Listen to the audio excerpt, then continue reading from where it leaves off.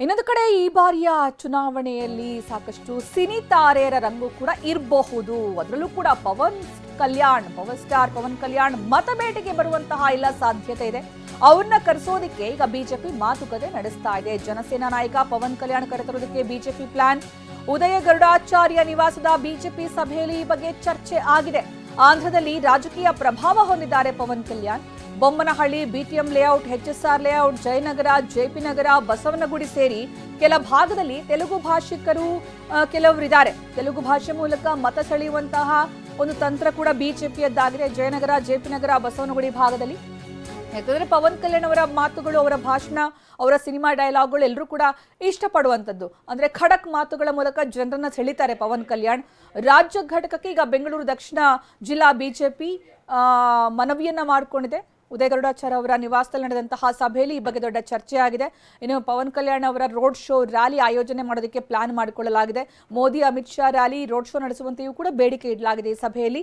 ಇನ್ನು ಈ ಸಂದರ್ಭ ಪ್ರಧಾನಿ ಮೋದಿ ಅವರು ಅಮಿತ್ ಶಾ ಆಸಿಡಿಟಿ, ಗ್ಯಾಸ್ಟ್ರಿಕ್, ಅಜೀರ್ಣ ಒಂದಲ್ಲ ಒಂದು ಹೊಟ್ಟೆ ಸಮಸ್ಯೆ, ಅದಕ್ಕೆ ನಾನು ಅಮೃತ ಬಿಂದು ಟ್ಯಾಬ್ಲೆಟ್ನ ಯೂಸ್ ಮಾಡ್ತೀನಿ. ಅಮೃತ ಬಿಂದು ಮನೇಲಿದ್ದಾಗ ಸಿರಪ್, ಟೂರಲ್ಲಿದ್ದಾಗ ಟ್ಯಾಬ್ಲೆಟ್. ಪವನ್ ಕಲ್ಯಾಣ್ ಮೂವರನ್ನು ಕೂಡ ಒಂದೇ ವೇದಿಕೆಯಲ್ಲಿ ಕರೆತರುವಂತಹ ಒಂದು ಪ್ಲಾನ್ ಕೂಡ ನಡೀತಾ ಇದೆ. ಇದು ಸಾಕಷ್ಟು ವರ್ಕೌಟ್ ಆಗಬಹುದು ಅನ್ನುವಂಥದ್ದು ಬಿಜೆಪಿಯ ಲೆಕ್ಕಾಚಾರ.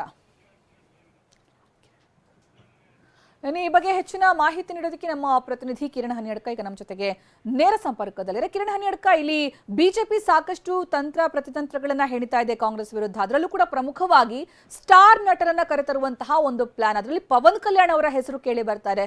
ಸೊ ಯಾವ ರೀತಿಯ ಲೆಕ್ಕಾಚಾರ ಬಿಜೆಪಿಯದು ಈ ನಿಟ್ಟಿನಲ್ಲಿ?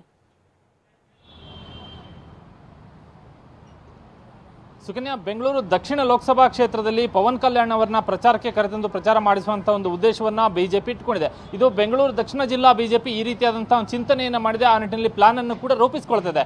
ಪವನ್ ಕಲ್ಯಾಣ್ ಆಂಧ್ರದಲ್ಲಿ NDA ಜೊತೆಗಿದ್ದಾರೆ ಮತ್ತು ಅವರು ಜನಸೇನಾ ಪಕ್ಷದ ಮುಖಂಡರು ಕೂಡ ಆಗಿರುವಂತಹ ಕಾರಣಕ್ಕಾಗಿ ಅವ್ರನ್ನ ಕರೆದುಕೊಂಡು ಬಂದರೆ ಅನುಕೂಲ ಆಗುತ್ತೆ ಅನ್ನುವಂಥದ್ದು ಮತ್ತು ಕರೆದುಕೊಂಡು ಬರುವಂಥದ್ದು ಅವರು NDA ಭಾಗವಾಗಿರುವಂತಹ ಹಿನ್ನೆಲೆಯಲ್ಲಿ ಅವ್ರನ್ನ ಕರೆತಂದು ಅವರ ಮುಖಂಡರ ರ್ಯಾಲಿಯಲ್ಲಿ ಪಾಲ್ಗೊಳ್ಳುವಂತೆ ಮಾಡಿಸುವಂಥದ್ದು ಬಹಳ ಸುಲಭ ಅನ್ನುವಂಥದ್ದು ಕೂಡ ಬಿಜೆಪಿ ಲೆಕ್ಕಾಚಾರ ಆಗಿದೆ. ಹಾಗಾಗಿ ಪವನ್ ಕಲ್ಯಾಣ್ ಅವರನ್ನ ಬೆಂಗಳೂರು ದಕ್ಷಿಣ ಕ್ಷೇತ್ರದಲ್ಲಿ ಪ್ರಚಾರ ಮಾಡಿಸುವಂಥ ಒಂದು ಇರಾದೆಯನ್ನು ಬಿಜೆಪಿ ಹೊಂದಿದೆ. ಪ್ರಮುಖವಾಗಿ ಬೆಂಗಳೂರು ದಕ್ಷಿಣ ಲೋಕಸಭಾ ಕ್ಷೇತ್ರದ ವ್ಯಾಪ್ತಿಯಲ್ಲಿ ಬಸವನಗುಡಿ, BTM ಲೇಔಟ್ ಮತ್ತು ಜಯನಗರ, JP ನಗರ, ಬಸವನಗುಡಿ ಈ ಭಾಗದಲ್ಲಿ ಒಂದಷ್ಟು ತೆಲುಗು ಭಾಷಿಕ ಪ್ರದೇಶಗಳೇನಿದೆ ಅಥವಾ ಮತದಾರರು ಅಂತ ಏನಿದ್ದಾರೆ ಅವರ ಒಂದು ಮತಗಳನ್ನು ಸೆಳೆಯುವಂಥ ಉದ್ದೇಶದಿಂದ ಪವನ್ ಕಲ್ಯಾಣ್ ಅವರನ್ನ ಕರೆತಂದ್ರೆ ಹೇಗೆ ಅನ್ನುವಂಥ ಒಂದು ಚರ್ಚೆಯನ್ನ ಬಿಜೆಪಿ ಮಾಡಿದೆ.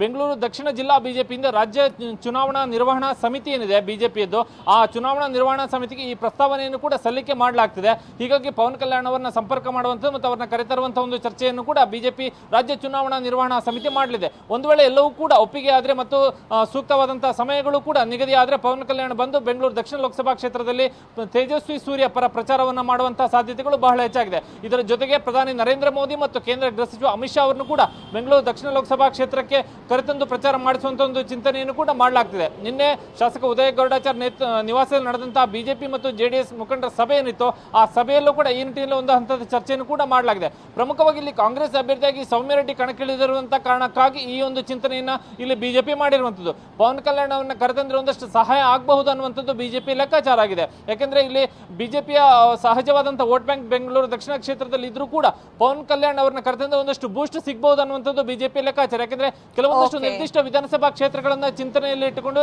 ಲೆಕ್ಕಾಚಾರದಲ್ಲಿ ಇಟ್ಟುಕೊಂಡು ಬಿಜೆಪಿ ಚಿಂತನೆಯನ್ನ ಮಾಡ್ತಾ ಇದೆ. ಆ ನಿಟ್ಟಿನಲ್ಲಿ ಪ್ರಯತ್ನವನ್ನ ಮಾಡಲಾಗ್ತಿದೆ. ಧನ್ಯವಾದ ಕಿರಣ್ ಹನಿಯಡ್ಕ.